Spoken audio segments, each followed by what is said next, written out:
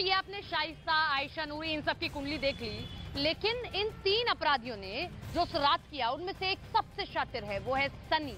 सनी कैसे 20 से ज्यादा मुकदमे उस पर हैं, कैसे उससे पहले भी वो अपराध की दुनिया में रहा है और उसका ख्वाब था कि वो अतीक से भी बड़ा माफिया बने, इसीलिए इतने बड़े माफिया को खत्म करता हूं, उसके बाद मैं बड़ा माफिया बनता हूं।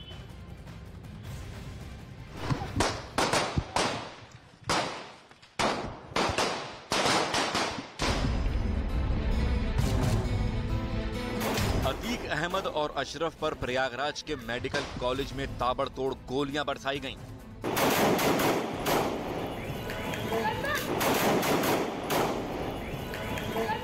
हमलावर तब तक गोलियां चलाते रहे जब तक अतीक और अशरफ ढेर नहीं हो गए।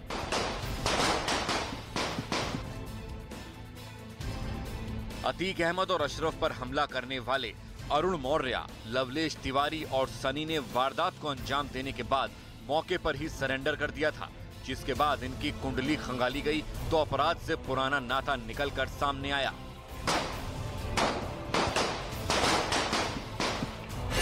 हमलावर सनी की खुल गई क्राइम कुंडली। पिस्तौल चलाने और बम बनाने में माहिर है सनी। अतीक और अशरफ की हत्या करने वाले 3 हमलावरों में से एक सनी है, जो हमीरपुर का रहने वाला है। इस हत्याकांड से पहले भी वो कई वारदातों को अंजाम दे चुका था। सनी का असली नाम मोहित है। सनी पर कुल 14 मामले दर्ज हैं। सनी पर डकैती के 3 मामले भी दर्ज हैं। जानलेवा हमला करने के मामले नामजद हैं। 2021 में चित्रकूट जेल में बंद रहा था सनी। एक के बाद एक घटनाओं को अंजाम देने वाला मोहित उर्फ सनी ने 12 साल पहले अपने घर को छोड़ दिया था। दरअसल अपराध उसकी मजबूरी नहीं थी, बल्कि उसका शौक था। सनी बचपन से ही माफिया बनने का ख्वाब देख रहा था। वो 1990 के दशक के डॉन श्री प्रकाश शुक्ला को बेहद पसंद करता था। श्री प्रकाश शुक्ला को पसंद करता था सनी।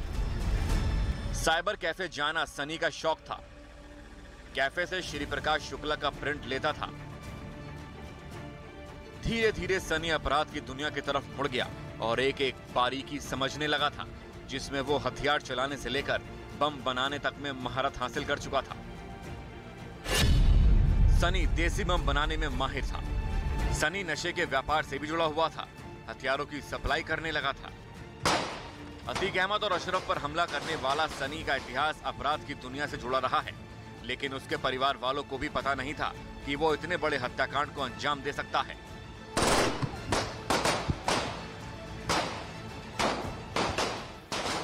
ये सनी की कुंडली आपने देखी, लेकिन लवलेश तिवारी, बांदा से लवलेश तिवारी आता है और लवलेश तिवारी पहले भी एक मामले में जेल जा चुका है। एक लड़की को थप्पड़ मारने के मामले में जेल गया। उसके माता पिता का ये कहना है कि देखिए मेरा कुछ लेना देना नहीं है, लेकिन मां ने जरूर ये कहा कि पहले ऐसा नहीं था, न जाने ऐसा कैसे हो गया, और हत्या करने से 1 हफ्ते पहले वो घर भी गया था। जरा लवलेश तिवारी की कुंडली भी इस रिपोर्ट के जरिए आप देखिए। अतीक और अशरफ पर हमला करने वाले 3 हमलावरों में से एक लवलेश तिवारी भी हैं, जिसने प्रयागराज के मेडिकल कॉलेज के अंदर घुसकर अतीक और अशरफ पर ताबड़तोड़ फायरिंग की थी। गोलियों की तड़तड़ाहट से पूरा इलाका हिल गया था और फिर जमीन पर अतीक और अशरफ की लाश पड़ी हुई थी, जिसने पूरी यूपी को हिलाकर रख दिया। मौके पर ही तीनों हमलावरों को गिरफ्तार कर लिया गया था और जब लवलेश तिवारी की क्राइम कुंडली खंगाली गई तो उसकी सोशल मीडिया पोस्ट ने उसके इरादों की खुलकर गवाही दी है। सोशल मीडिया पर लवलेश की क्राइम कुंडली। लवलेश तिवारी ने जिस तरह से अरुण मौर्य और सनी के साथ मिलकर अतीक और अशरफ पर हमला किया, उससे एक पल के लिए भी किसी को एहसास नहीं हुआ कि ये काम कम उम्र के अपराधियों का हो सकता है। जिस इरादे के साथ लवलेश तिवारी अपने दोस्तों के साथ प्रयागराज के मेडिकल कॉलेज में दाखिल हुआ था, उस मंसूबे में वो कामयाब हो गया था। ये वो इरादे थे जिनको लवलेश तिवारी लगातार सोशल मीडिया पर जाहिर करता रहा। बांदा का रहने वाला है लवलेश तिवारी। खुद को माफिया बताने का शौकीन है लवलेश तिवारी। हथियारों के साथ कई फोटो लवलेश तिवारी की मिल चुकी हैं। सोशल मीडिया पर लवलेश तिवारी की कई पोस्ट मिली हैं, जिसमें वो खुद को माफिया के तौर पर रख रहा है, दिखाने की कोशिश कर रहा है कि वो आगे चलकर क्या बनना चाहता है। ऐसी कई पोस्ट हैं जिसमें वो अलग अलग हथियारों के साथ नजर आ रहा है और बड़े ही शायराना अंदाज में अपने इरादे जाहिर कर रहा है। लवलेश तिवारी पर कई मामले दर्ज हैं, मारपीट और झगड़े के कई मामले और दर्ज हैं। 2 साल बांदा जेल में बंद रह चुका है लवलेश तिवारी। बताया जा रहा है कि जब लवलेश तिवारी बांदा जेल में बंद था, उस वक्त ही सनी और लवलेश की मुलाकात हुई थी, जिसके बाद अतीक और अशरफ की हत्या का प्लान बनाया गया, जिसे 15 अप्रैल को अंजाम दे दिया गया। तीसरा शूटर है कासगंज से, जिसकी उम्र बहुत कम, लेकिन अपराध के शौक उसके इतने बड़े कि वो उसके लिए जेल कोई बड़ी बात नहीं थी। इससे पहले भी वो जेल आता जाता रहा, क्योंकि उसको हथियारों के जखीरे रखने का शौक है।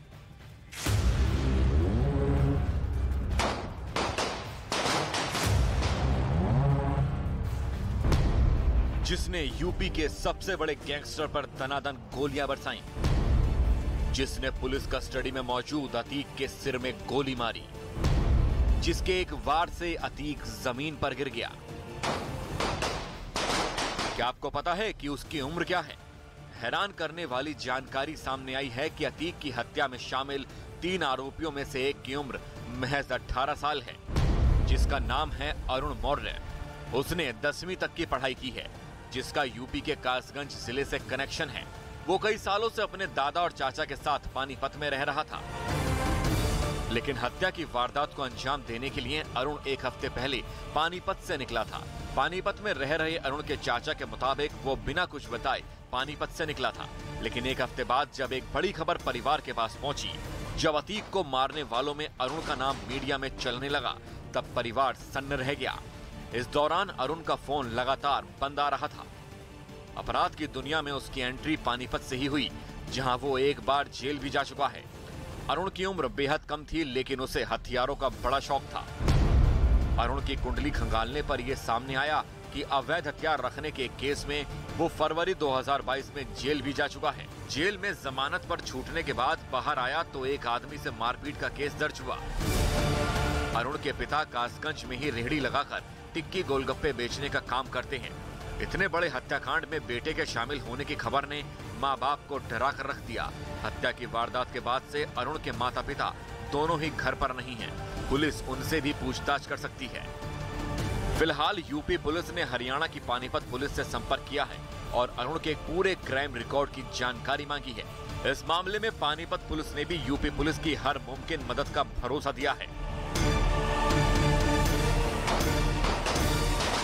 अतीक और अशरफ की हत्या में जो सबसे चौंका देने वाली बात थी, वो ये कि जो हथियार इन शूटर्स के पास थे, वो ना तो भारत में बनाए गए थे, न पड़ोसी मुल्क पाकिस्तान से आए थे, बल्कि टर्की और ईरान से उन पिस्तौलों को मंगाया गया था। सवाल ऐसे में ये कि इन तक ये किसने पहुंचाए? क्या ये सिर्फ मात्र गुर्गे, या ये भी इसी तरीके की सप्लाई करते हैं?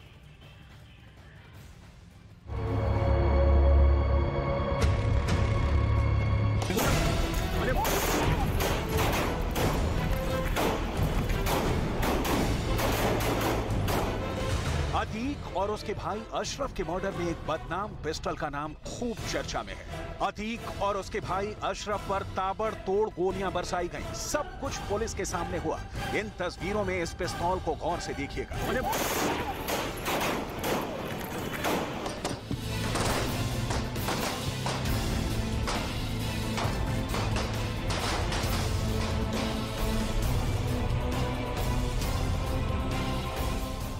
इसी पिस्तौल से सबसे ज्यादा गोलियां बरसाई गईं। इसी पिस्तौल से अतीक और अशरफ की जान ली गई। आखिर इस पिस्तौल में खास बात क्या है?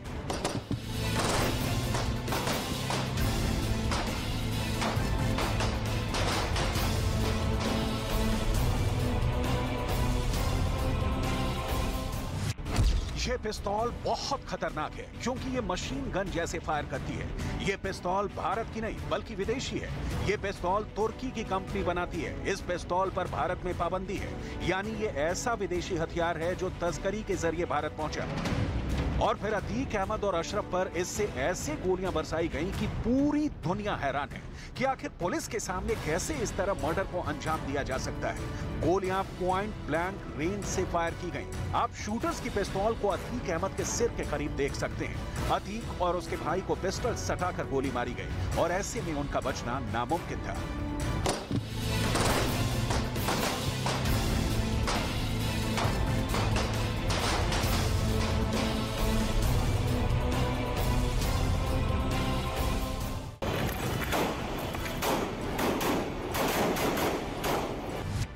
अतीक पर गोलियां चलाने वालों ने जो पिस्तौल इस्तेमाल की उसका नाम है ज़ेगाना।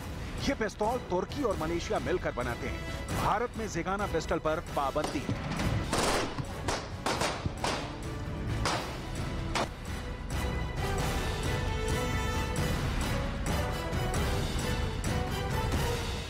अब सवाल ये कि ये पिस्तौल अतीक और अशरफ के कातिलों के पास कहां से आई, इसकी जांच हो रही है। लेकिन उत्तर प्रदेश की पुलिस भी हैरान है कि इस डबल मर्डर में ऐसी विदेशी पिस्तौल का इस्तेमाल किया गया है। ज़ेगाना एक 9mm की पिस्टल है जिसमें एक बार में 15 गोलियां लोड की जाती हैं।